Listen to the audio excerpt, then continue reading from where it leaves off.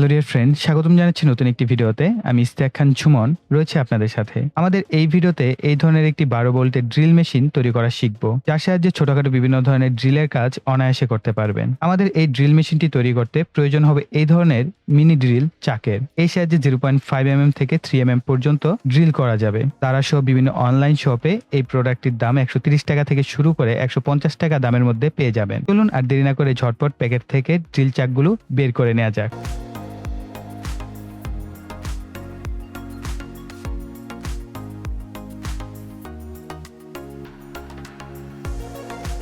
Alright, so আমাদের এটি হচ্ছে একটি 12 ভোল্টের ডিসি মোটর। সো আমরা এই ডিসি মোটরটির সাথেই মূলত আমাদের এই যে চকটা আছে, ড্রিল চক, সো আমরা এটাকে কানেক্ট করব এবং আমরা ড্রিল মেশিনটি তৈরি করব। সো তার জন্য আপনারা এটাকে অ্যাডজাস্ট করার জন্য এর সাথে একটি অ্যালেন কি পাবেন। এই অ্যালেন কি সহযোগিতায় মূলত আপনার যে ডিসি মোটরগুলো থাকে সেগুলোর সাথে কানেক্ট করতে হবে।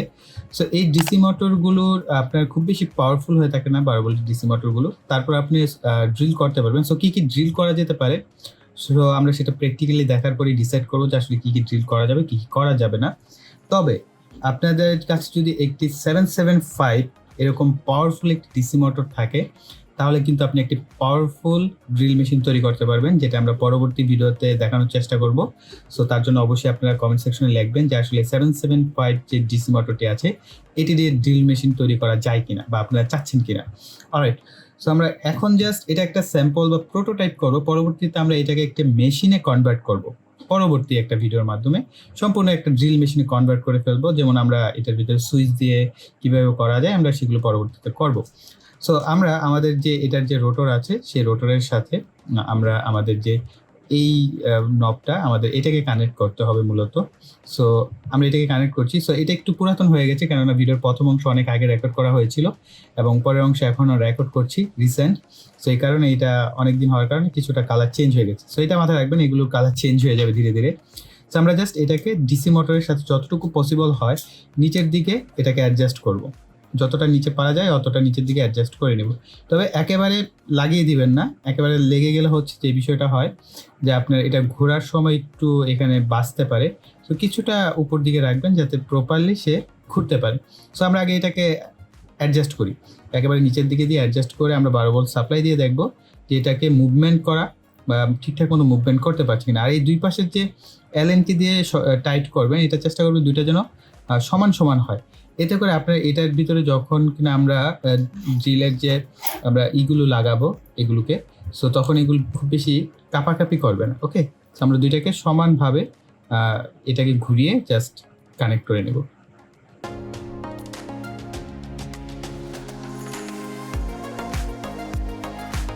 দেন আমরা এটাকে যতটুকু পসিবল হয় শক্ত করে লাগিয়ে নেব।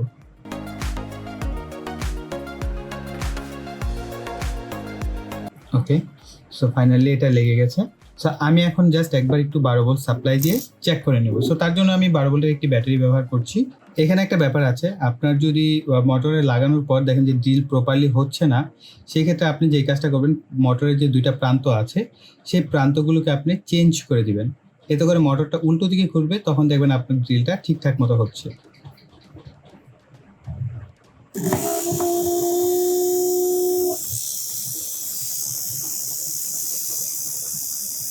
আই থিঙ্ক প্রপারলি এটা ঘুরতে পারছে। সো আমরা এখন মূলত আমাদের কানেকশনটাকে করি, দেন আমরা ব্যাটারিকে সাপ্লাই দিব। সো দেন হচ্ছে আমাদের এখান থেকে এই হোলগুলোকে সিলেক্ট করতে হবে আসলে কোন হোলের সাথে আপনার এখানে যে আমাদের ড্রিলের যে বিটগুলো থাকে কোন বিটগুলো কানেক্ট করতে পারবেন। সো এই ক্ষেত্রে আপনার এই মোটা বিটগুলো যে আছে সেগুলো আসলে ব্যবহার করা যাবে না। এর কারণ হচ্ছে আমাদের যে সাপোর্টিং যে নবটা আছে এটা দেখেন, এটার ভিতর দিয়ে কিন্তু এটা আসবে না। সো এই মোটা যে বিটগুলো আছে সেগুলো আসবে না।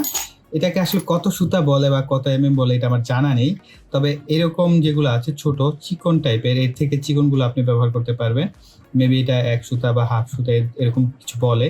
সো এগুলোর থেকে এগুলোর থেকে চিকন যত আছে ছোট সাইজের ড্রিল বিটগুলো, সেগুলো আপনারা ব্যবহার করতে পারবেন। যে দেখেন এটা অনায়াসে যাচ্ছে এবং আছে ভিতর থেকে এটা এপার ওপার যেতে পারে। সো এরকমগুলো আপনারা ব্যবহার করতে পারবেন। সো যখনই কিনা আপনি বিট কিনবেন, বিট কেনার সময় অবশ্যই এটা সাথে নিয়ে যাবেন, এটা দিয়ে মেজারমেন্ট করবেন।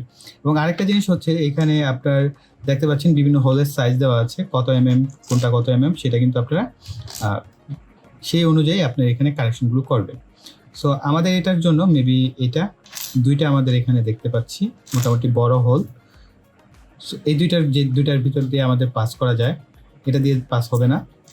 সো আমাদের এটা থেকে হয়তো বা পাস হতে পারে, হ্যাঁ এটা দিয়ে পাস হচ্ছে। সো আমাদের এটা আমরা এইভাবে কানেক্ট করব, এটার ভিতর দিয়ে নিব, নেওয়ার পর আমরা এটার ভিতরে এটাকে অ্যাডজাস্ট করব। ঠিক এইভাবে আপনারা অ্যাডজাস্টমেন্ট করবেন। করার পর আমাদের উপরের যে সাপোর্টিং আমাদের এটা আমরা লাগিয়ে ফেলবো। লাগিয়ে এটাকে শক্ত করে অবশ্যই কানেক্ট করবেন, শক্ত করে।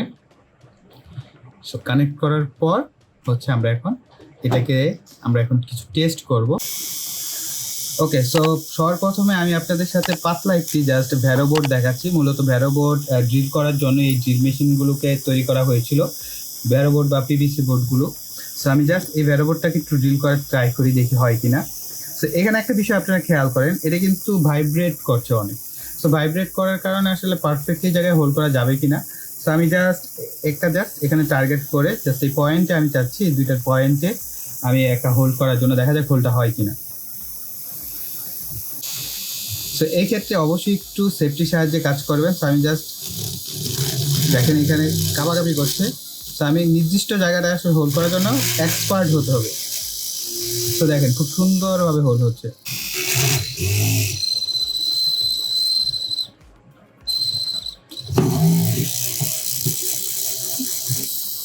সো ফাইনালি হোল্ড হয়েছে, তবে কয়েকবার ট্রাই করার পর এটা পারফেক্টলি হোল্ড হয়েছে।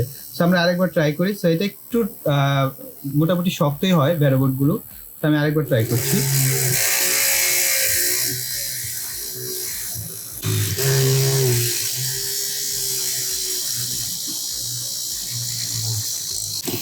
সো মোটামুটি দেখতে পাচ্ছেন করা যাচ্ছে।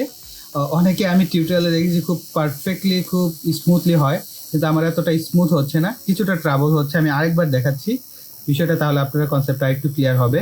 সো আমি দেখাই।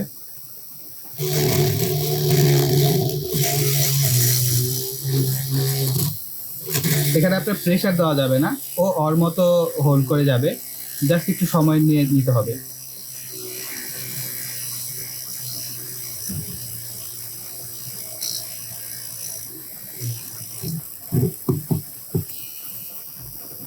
I think better hold.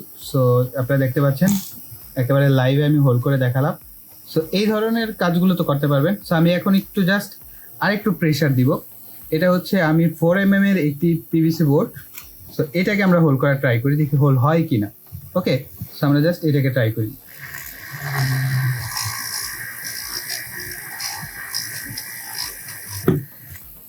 Wow, এটা খুব পারফেক্টলি পেরেছে। মানে ভ্যারো বোর্ডে যতটা ট্রাবল শুট করছিল, এখানে অতটা ট্রাবল করছে না। সো আমি দেখাচ্ছি।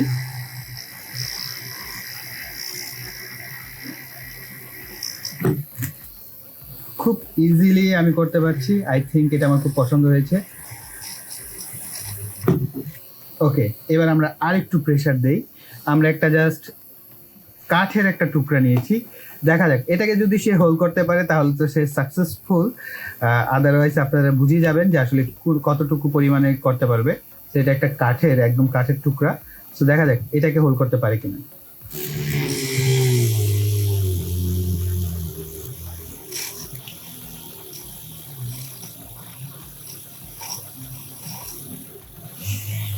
আচ্ছা, এটা একটু সোজা করে ধরতে হবে, বাঁকা তেরা হলে কিন্তু হোল্ড করতে অনেক কষ্ট হয়। তো সোজা করে ধরে রাখতে হবে।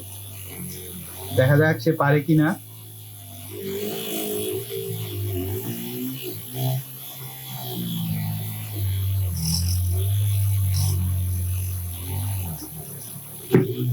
Wow, this is better, this is better. So এটা কিন্তু হোল্ড করতে পেরেছে। সো আই থিঙ্ক লাস্ট বারের মতো আরেকবার ট্রাই করতে মন চাচ্ছে। আই থিঙ্ক আপনাদেরও আগ্রহ হচ্ছে আরেকবার দেখতে যে আসলে পারি কিনা। সো সময় লাগে, এটাই হচ্ছে একটা ব্যাপার, তবে পারফেক্টলি পাচ্ছে। সো একটা জায়গায় আমাদের জাস্ট পয়েন্ট আউট করতে হচ্ছে।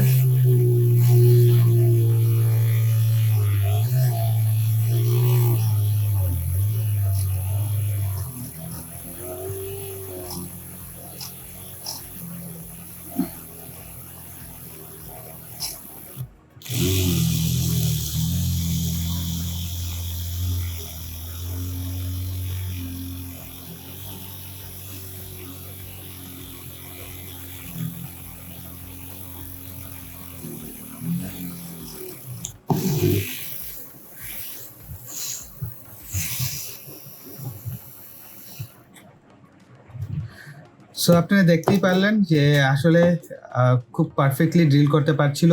তবে আমার যেটা মনে হয়েছে, এটাকে যদি আমি কোনো একটা কাভার দিতে পারি এবং কাভারের মাধ্যমে যদি বা একটা হ্যান্ডেলের মতো কোনো কিছু তৈরি করে আমি যদি এটা দিয়ে ড্রিলটা করি, আর এখান থেকে বেটার পারফর্ম আমি করতে পারবো এই ড্রিল মেশিনটার সাহায্যে, এবং আমার অনেক কাজে আসবে ইন ফিউচারে। বিশেষ করে ছোটোখাটো যে ড্রিলিং কাজগুলো সেটা আমি এটা দিয়ে অনায়াসে করতে পারবো। তবে বড় কোনো কাজ, দেয়ালের যদি ছিদ্র করা, ওই ধরনের ভারী কোনো কাজ এটা দিয়ে পসিবল না। তবে ছোটোখাটো কাজগুলো আপনারা অনায়াসে করতে পারবেন। সো আমি আবার জাস্ট আপনাদের স্যাম্পলগুলো দেখাচ্ছি। কাঠের মধ্যে আমরা খুব সুন্দরভাবে 2টা হোল করতে পেরেছি। তবে মোটা বিট দিয়ে পসিবল হবে না, যত চিকন বিটের কাজগুলো আছে সেগুলো আপনারা এটা দিয়ে করতে পারবেন। এবং পিভিসি বোর্ডে আমি এখানেও 2টা হোল করেছি, একদম পারফেক্টলি খুব সুন্দরভাবে ড্রিল হয়েছে, এবং আমার মনে হয় এটাও খুব ভালো মতো করতে পারবে। তবে এই ক্ষেত্রে আপনাদেরকে সাজেশন করব যে আপনার যে মোটরটা আছে এটাকে কোনো একটা কাভারের মধ্যে যদি কোনো একটা হ্যান্ডেল বা কোনো কিছুর মাধ্যমে যদি সোজাসুজিভাবে রাখা যায়, কেননা মোটরটা যেহেতু ডিসি মোটর, এটাকে আপনি যদি পারফেক্টলি সোজাসুজিভাবে এটাকে ঘুরতে দিতে পারেন, তাহলে এটার পাওয়ারটা পুরোপুরি আপনি ইউজ করতে পারবেন। যদি একটু বাঁকা তেরা করে ধরেন তাহলে দেখবেন যে ওইরকমভাবে পারফেক্টলি ড্রিলটা করা যাচ্ছিল না, যেটা প্রথমে আমার হয়েছিল। এখন আই থিঙ্ক আমি ড্রিলেরও এক্সপিরিয়েন্স ছিল না আমার, এখন এক্সপিরিয়েন্স হয়ে গেছে, এখন আমি এটা দিয়ে বেটার পারফর্ম করতে পারবো। সো গাইস, এই ভিডিও এই পর্যন্তই রাখছি। আশা করি ভিডিওটি আপনাদের কাছে ভালো লেগেছে। ভালো লাগলে ভিডিওতে একটি লাইক দিবেন, কমেন্ট করবেন, ভিডিওটি শেয়ার করবেন। আর যারা এখন চ্যানেলটি সাবস্ক্রাইব করেনি, চ্যানেলকে সাবস্ক্রাইব করে পাশে বেল বাটনটি অ্যাক্টিভ করে দেবেন পরবর্তী ভিডিওর নোটিফিকেশন পাওয়ার জন্য। সো এই বলে এখানে বিদায় নিব। সকালে ভালো থাকবেন, সুস্থ থাকবেন, টাটা।